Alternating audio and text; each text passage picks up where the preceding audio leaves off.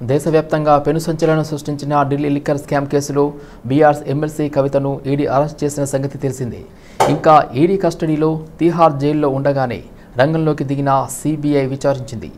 Tihar jail వేదికగా జరిగిన ఈ విచారణ తర్వాత కవితను సిబిఐ అధికారులు అరెస్ట్ చేశారు. ఈ మేరకు కవిత అరెస్టును అధికారికంగా సిబిఐ ప్రకటించింది, కోర్టుకు కూడా తెలిపింది.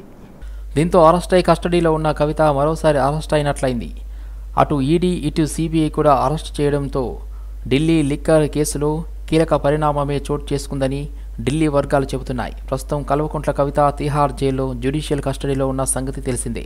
కస్టడీలో ఉన్న కవితను ఏప్రిల్ 6న సిబిఐ విచారించింది. లిక్కర్ కేసులో పాత్రేంటి, అన్ని కోట్ల డబ్బులు ఎలా చేతులు మారాయి, ఈ మొత్తం వ్యవహారం వెనుక ఎవరున్నారు, ఢిల్లీ సీఎం కేజ్రీవాల్ పాత్రేంటి, వెనుక ఇంకెవరున్నారు అని చాలా లోతుగా విచారణ చేయడం జరిగింది. ఈ విచారణ అనంతరం కవితను అరెస్ట్ చేయడం జరిగింది. కాగా శుక్రవారం నాడు కవితను కోర్టు ముందు హాజరుపరిచే అవకాశం ఉంది. ఈ వరుస అరెస్టులతో గులాబీ పార్టీ ఉక్కిరిబిక్కిరవుతుంది. అసలు ఎదురు దెబ్బలతో సతమతమవుతున్న కారు పార్టీకి ఇదొక మాస్టర్ స్ట్రోక్ అని విశ్లేషకులు చెబుతున్నారు. తాజా వ్యవహారంపై బీఆర్ఎస్ ఏం చెబుతుంది అనే దానిపై పార్టీ శ్రేణుల్లో సర్వత్రా ఉత్కంఠ నెలకొంది. లోక్సభ ఎన్నికలకు సమయం దగ్గర పడుతుండటంతో రాష్ట్రంలో కమలనాథులు ప్రచారంలో తలామునకలవుతున్నారు. పార్టీలు కీలక నేతలు ఆయా పార్లమెంటు నియోజకవర్గాల పరిధిలో సన్నాహక సమావేశాలు నిర్వహిస్తూ క్యాడర్లో జోష్ నింపుతున్నారు. ముఖ్యంగా కేంద్రంలో బీజేపీ చేసిన అభివృద్ధి సంక్షేమ కార్యక్రమాలను ప్రజలకు వివరిస్తూ ప్రచార పర్వాన్ని కొనసాగిస్తున్నారు. ఈ క్రమంలోనే రాష్ట్ర బీజేపీ అధ్యక్షుడు కిషన్ రెడ్డి ఈ నెల 19న సికింద్రాబాద్ ఎంపీ అభ్యర్థిగా నామినేషన్ దాఖలు చేయనున్నారు. మోదీ లేకపోతే దేశం అస్తమిస్తుందంటూ హాట్ కామెంట్ చేశారు. ఒకవేళ మళ్లీ కాంగ్రెస్ అధికారంలోకి వస్తే మత కల్లోలాలు, మోసాలు, కరువు, నీటి కష్టాలు ఉధృతమవుతాయని అన్నారు. రాష్ట్రంలో అధికారంలోకి వచ్చిన కాంగ్రెస్ పార్టీ ఇక్కడి నుంచి రాహుల్కు ట్యాక్స్ కడుతున్నారంటూ ఆరోపించారు. లోక్సభ ఎన్నికల ముందు అబద్ధపు హామీలతో ఆ పార్టీ మళ్లీ ప్రజలను మోసం చేసేందుకు వస్తుందని కిషన్ రెడ్డి అన్నారు. ముస్లిం సోదరులకు మాజీ మంత్రి సనత్ నగర్ ఎమ్మెల్యే తలసాని శ్రీనివాస్ యాదవ్ రంజాన్ శుభాకాంక్షలు తెలిపారు. సనత్ నగర్లోని వెల్ఫేర్ గ్రౌండ్లో జరుగుతున్న రంజాన్ సామూహిక ప్రార్థనలో పాల్గొన్నారు. అనంతరం ముస్లిం సోదరులకు ఆలింగనం చేసుకుని ఆత్మీయ శుభాకాంక్షలు తెలిపారు. రంజాన్ సందర్భంగా హైదరాబాద్లోని పలు ప్రాంతాల్లో పోలీసులు ట్రాఫిక్ ఆంక్షలు విధించారు. Miralam tank, Eidgah, hockey ground, అదేవిధంగా మాసప్ ట్యాంక్ పరిసరాల్లో ట్రాఫిక్ ఆంక్షలు, మళ్లింపులు ఉంటాయని అధికారులు తెలిపారు. ఈ నేపథ్యంలో వాహనదారులు ప్రత్యామ్నాయ మార్గాల్లో వెళ్లాలని సూచించారు. హైదరాబాద్ మలక్పేట్ నియోజకవర్గం పరిధిలోని అక్బర్బాగ్ డివిజన్లో ప్రత్యేక ప్రార్థనలను నిర్వహించారు. మలక్పేట్ ఎమ్మెల్యే అహ్మద్ బలాలా మలక్పేట్ నియోజకవర్గం ప్రజలకు బలాలా రంజాన్ శుభాకాంక్షలు తెలిపారు. పవిత్ర రంజాన్ పండుగను నిర్వహించుకోవడం ఆనందంగా ఉందన్నారు. మలక్పేట్ ఎమ్మెల్యేతో పాటు ఎంఐఎం కార్పొరేటర్లు, స్థానికులు ఈ ప్రార్థన కార్యక్రమంలో పాల్గొన్నారు.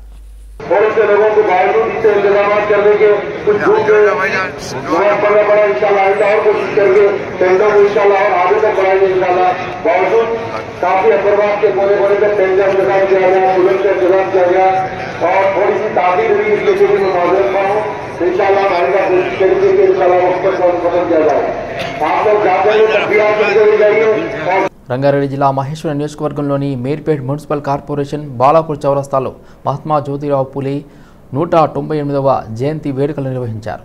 సమాజంలో అణగారిన అభ్యున్నతి, వారి అభివృద్ధి, విద్యా అభివృద్ధికి కృషి చేసిన గొప్ప సంఘ సంస్కర్త, మానవతావాది మహాత్మా జ్యోతిరావు పూలే అని మాజీ మంత్రి మహేశ్వరం ఎమ్మెల్యే సబితా ఇంద్రారెడ్డి తెలిపారు. ఆయనకు నివాళులర్పించారు. ఈ కార్యక్రమంలో Meerpet municipal corporation mayor, deputy mayor మరియు అధ్యక్షులు, ఫ్లోర్ లీడర్లు, వర్కింగ్ ప్రెసిడెంట్ మరియు బీఆర్ఎస్ పార్టీ నాయకులు, కార్పొరేటర్లు, అనుబంధ సంఘాల అధ్యక్షులు, కార్యకర్తలు పాల్గొన్నారు.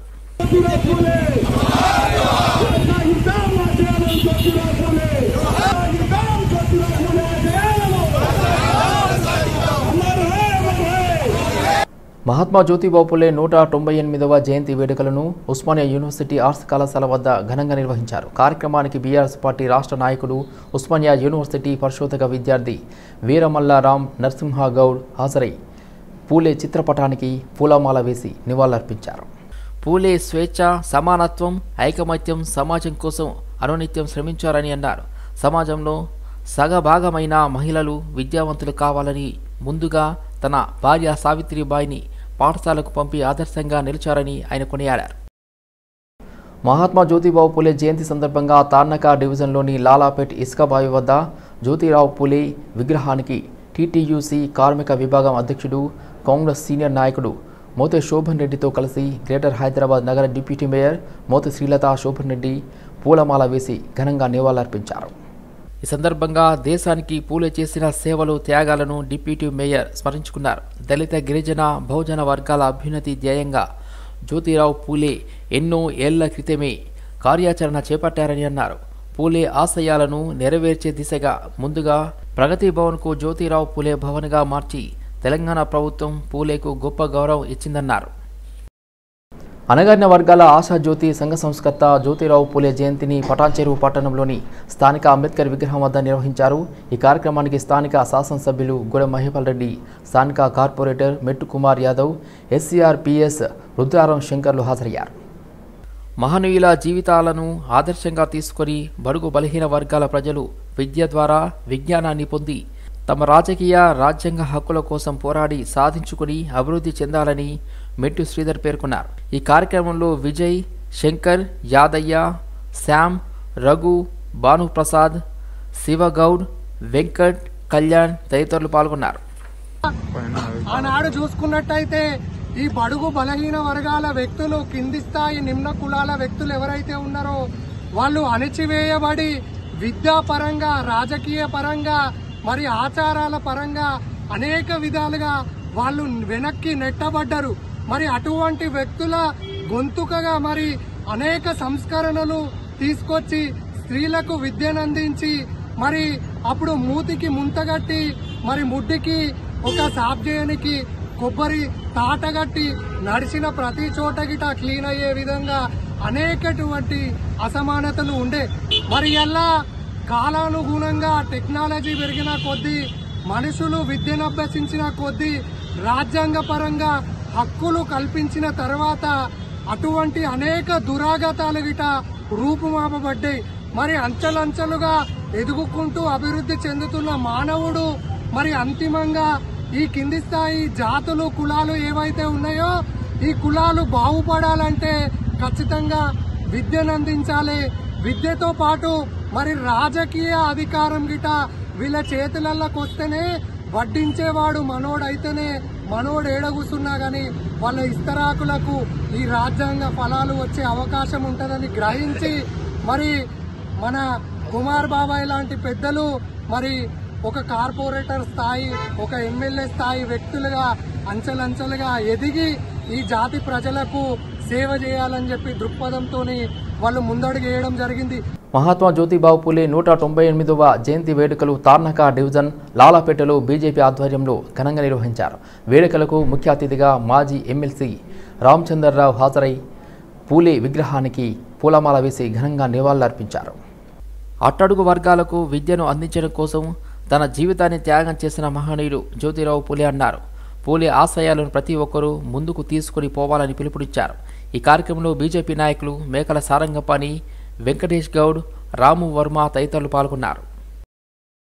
వేల్పూర్ మండల కేంద్రంలో రంజాన్ వేడుకల్లో పాల్గొన్నారు మాజీ మంత్రి ఎమ్మెల్యే వేముల ప్రశాంత్ రెడ్డి. ఈ సందర్భంగా మైనార్టీ సోదరులకు, చిన్నారులకు పండుగ శుభాకాంక్షలు తెలిపారు.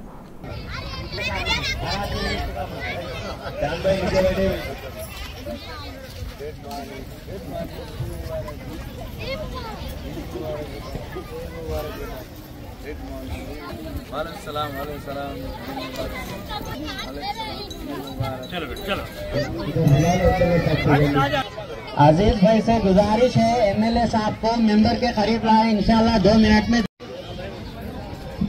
इंशाल्लाह हमारे कुर्सी ले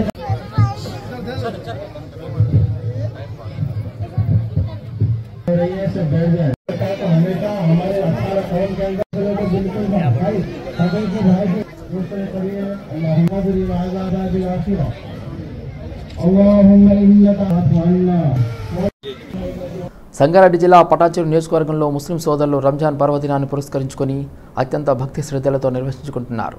మసీదులు, ఈద్గాల వద్ద నూతన వస్త్రాలు ధరించి సామూహిక ప్రార్థనలు నిర్వహించారు. ఒకరికొకరు శుభాకాంక్షలు తెలుపుకుంటూ అలాయ్ బలాయ్ నిర్వహించారు. ఈ సందర్భంగా కాంగ్రెస్ పార్టీ మెదక్ ఎంపీ అభ్యర్థి నీలం మధు ముదిరాజ్ కూడా అక్కడికి చేరుకుని ముస్లిం సోదరులకు రంజాన్ శుభాకాంక్షలు తెలిపారు. శాంతివనం పార్క్ మార్నింగ్ వాక్లో ఎంపీ అభ్యర్థి పట్నం సునీత మహేందర్ రెడ్డి, టీపీసీసీ ఉపాధ్యక్షులు మేడ్చల్ నియోజకవర్గం in charge Vajresh Yadav, Firzadiguda municipal corporation Congress party అధ్యక్షులు తుంగతుర్తి రవి పాల్గొన్నారు. మార్నింగ్ వాక్ చేయడం వలన ఎన్నో ఆరోగ్య సమస్యలు దరిచేరవని కాంగ్రెస్ పార్టీ అధ్యక్షులు తుంగతుర్తి రవి అన్నారు. మానసికంగా, శారీరకంగా ఆరోగ్యవంతమైన జీవితం సాగించవచ్చని అన్నారు. కార్పొరేషన్లో ఎలాంటి సమస్యలు ఉన్నా తమ దృష్టికి తీసుకువస్తే వాటిని పరిష్కరించేందుకు వజ్రేష్ యాదవ్, సునీత మహేందర్ రెడ్డి సహకారంతో సమస్యలను పరిష్కరించేలా చూస్తారని అన్నారు. ఈ కార్యక్రమంలో Peerzadiguda municipal corporation Congress party ముఖ్య నాయకులు మరియు బోడుపల్ మున్సిపల్ కాంగ్రెస్ పార్టీ ముఖ్య నాయకులు పాల్గొన్నారు. రంజాన్ పర్వదినం హిందూ ముస్లిం సఖ్యతకు నిదర్శనంగా నిలుస్తుందని రాష్ట్ర కాంగ్రెస్ నాయకులు బొల్లారం మున్సిపల్ కౌన్సిలర్ చంద్రారెడ్డి అన్నారు. మున్సిపాలిటీ పరిధిలో జరిగిన రంజాన్ వేడుకల్లో కౌన్సిలర్ చంద్రారెడ్డి ముఖ్య అతిథిగా పాల్గొన్నారు. ఈ సందర్భంగా మసీదుల్లో ముస్లింలతో కలిసి సామూహిక ప్రార్థనలు నిర్వహించారు. అనంతరం రంజాన్ శుభాకాంక్షలు తెలుపుతూ ముస్లిం సోదరులతో అలాయ్ చేశారు. ముస్లిం మైనార్టీ వర్గాల సంక్షేమం కాంగ్రెస్ పార్టీతోనే సాధ్యమన్నారు కౌన్సిలర్ చంద్రారెడ్డి. మున్సిపాలిటీలోని పేద ముస్లింలకు అన్ని వేళలా సహాయ సహకారాలను అందిస్తున్నట్లుగా తెలిపారు. మసీదుల నిర్మాణానికి అండగా ఉంటున్నామని పేర్కొన్నారు. అల్లా దయతో ప్రజలంతా సోదర భావంతో కలిసిమెలిసి ఉండాలని కోరారు. ఈ సందర్భంగా ముస్లిం సోదరులు కౌన్సిలర్ చంద్రారెడ్డిని ఘనంగా సన్మానించారు. ఈ కార్యక్రమంలో కోఆప్షన్ మెంబర్ మునీర్, కార్మిక నాయకులు వి వరప్రసాద్ రెడ్డి, స్థానిక నాయకులు వెంకటయ్య, మాజీ ఎంపీటీసీ కృష్ణంరాజు, కదీర్, కాసిం, బషీర్, ఇమ్రాన్ ముస్లిం సోదరులు పాల్గొన్నారు. పర్యావరణ పరిరక్షణ ప్రజలందరూ బాధ్యతగా తీసుకోవాలని జీహెచ్ఎంసీ డిప్యూటీ ఫ్లోర్ లీడర్ కుప్పల నరసింహారెడ్డి పిలుపునిచ్చారు. పర్యావరణ పరిరక్షణలో భాగంగా వాకర్స్, పరిసర కాలనీవాసులు క్లీన్ అండ్ గ్రీన్ 4 రోజుల కార్యక్రమంలో భాగంగా మొదటి రోజు మన్సూరాబాద్ పెద్ద చెరువులో ప్లాస్టిక్ వ్యర్థాలు, మద్యం సీసాలు తొలగించడం జరిగిందని GHMC deputy floor leader corporator Kuppala Narasimhareddy పేర్కొన్నారు. మానవాళికి ప్లాస్టిక్ వ్యర్థాలతో జరిగే అనర్థాలు, నీటిని వృధా చేస్తే ఎదుర్కొనే పరిణామాలు, వృక్షాల వల్ల మనం పొందే లాభాలు మొదలగు వాటి గురించి అవగాహన కల్పించారని అన్నారు. అదేవిధంగా సమాజం పట్ల బాధ్యతగా పర్యావరణ పరిరక్షణే ధ్యేయంగా పరిసర కాలనీవాసులు, వివిధ సంఘాలు ముందుకు వచ్చి ఇంత మంచిగా సమాజానికి ఆదర్శమైన కార్యక్రమం చేపడుతున్నందుకు ప్రత్యేక ధన్యవాదాలు తెలిపారు. ఈ కార్యక్రమంలో వాకర్స్ అసోసియేషన్ సభ్యులు, వివిధ కాలనీవాసులు, ఆర్ఎస్ఎస్ నాయకులు, దాత్రి ఫౌండేషన్ సభ్యులు, పర్యావరణ సంరక్షణ విభాగ్ సభ్యులు తదితరులు పాల్గొన్నారు. మీరు హాలిడేనంతా చెరువుకు అంకితం చేసినందుకు మీకు ప్రత్యేక ధన్యవాదాలు. ఇందాక నేను మా ఇంటికాడికి వెళ్ళి చెరువుకాడికి వచ్చేసరికి ఇందాక సార్ చెప్పినట్టుగా 4-5 పైపులు పెట్టి కార్లు గడుగుతున్నారు, ర్యాంపులు గడుగుతున్నారు. నేను రోజు 5-6 మందితో నేను తిడుతున్నా, వాళ్ళు నన్ను లోపల తిట్టుకుంటాను, బయట తిట్టలేక. ఈరోజు మీరు చెప్పినట్టు ఏదైతుందో బెంగళూరులో ఏ విధంగా పరిస్థితి వచ్చిందో మనకు కూడా ఈ సంవత్సరం కింద వర్షాలు పడిపోతే అదే పరిస్థితి వస్తుంది. దయచేసి వాటర్ని వేస్ట్ చేయకండి. ఈ చెరువులో నీళ్లు ఉంటే ఈ చుట్టుపక్కల 50 కాలనీలలో నీళ్లు గ్రౌండ్ వాటర్ బోర్లలో 100 ఫీట్లు 50 ఫీట్ల వరకు నీళ్లు ఉంటాయి. ఇది ఎండిపోయిందంటే ఈ చుట్టుపక్కల ప్రాంతం అంతా ఇంతకంటే మంచి చెరువు అయితే ఏడలేదు. చిన్న చెరువు ఆల్రెడీ ఆగమైపోయింది. ఈ చుట్టుపక్కల ఎక్కడ వనశ్రీపురం ఈ రోడ్డు ఎటు పోయిందో ఆ సరునార్ చెరువు మనకు అసలే పనికిరాదు. ఈ ఒక్క చెరువు మాత్రమే కాపాడగలుగుతారు. దీన్ని పరిరక్షించుకునే విధంగా మీరందరూ పర్యావకులు అందరూ కూడా రావడం ఆనందంగా ఉంది.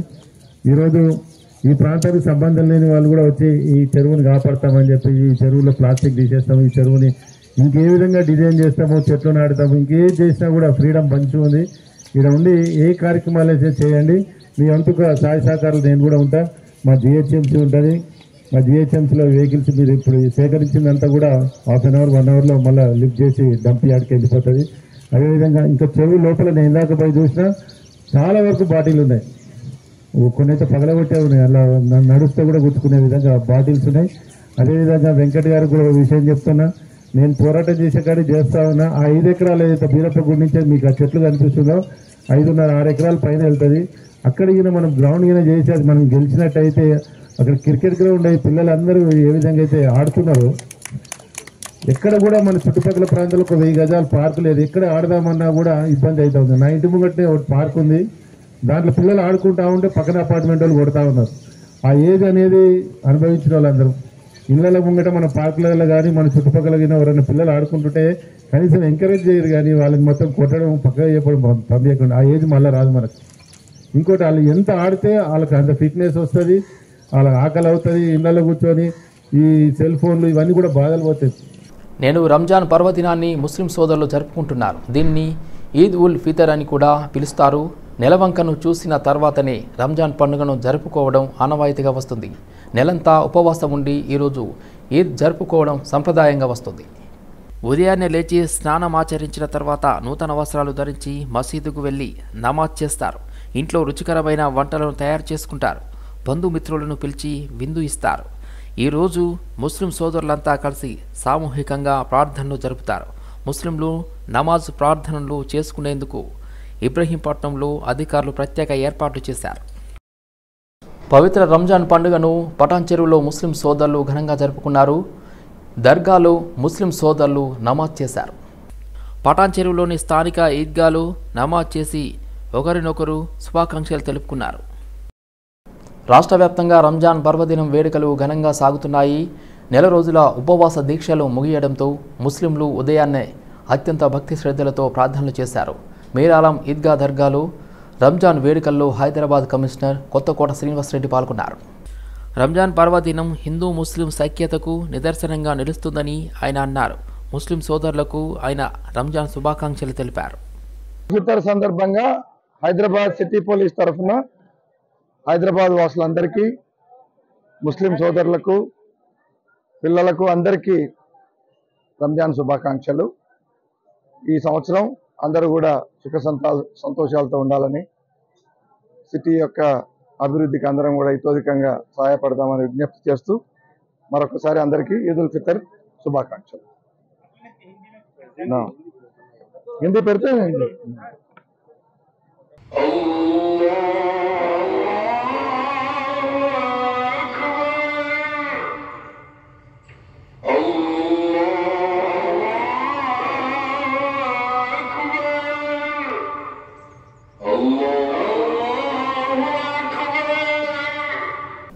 Senior international pain physician doctor Prakash Gudipudi ఆధ్వర్యంలో మణికొండలో ప్రజలకు విశేష సేవలు అందిస్తున్న align spine and pain management centre ఇప్పుడు 2వ బ్రాంచ్ను నగరంలోని దిల్సుఖ్ నగర్లో ప్రారంభించింది.